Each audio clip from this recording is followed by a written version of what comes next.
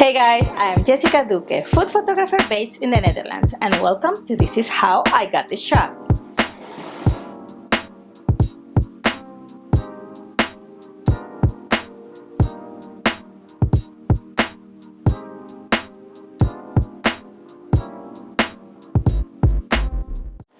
The concept for this photo shoot is summer. I want to make a beautiful photo of a refreshing summer drink using vibrant colors, hard light, and some gobos. I'm going to show you with this video the new way I do gobos. This is what I used to do before, but there's another way to do gobos.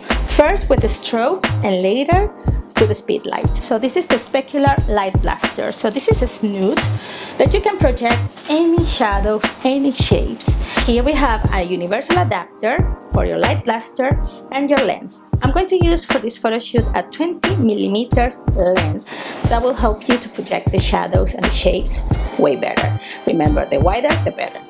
Here you have a little compartment where you can replace all the shapes. Now the potential is limitless. You can create any shapes you like on your photography. So in this case, I'm using the window gobos. This is a special kit to have here a cover to help you to save all the light to project it better through the snoot. So you can secure this and we are almost ready to go. Let's start making some cool photos. This looks super refreshing and so cool, and you can see all the shadows on the stage and also in the back. So you can replace super easy. So I have 3 here, and you just open, remove this, and take another one. It's like a mosaic. I'm going to try this one and see how it goes. You can play around, so you have a lot of ways that you can play with these new gobos.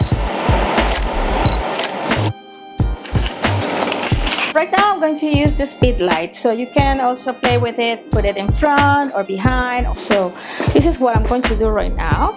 I'm going to try and see.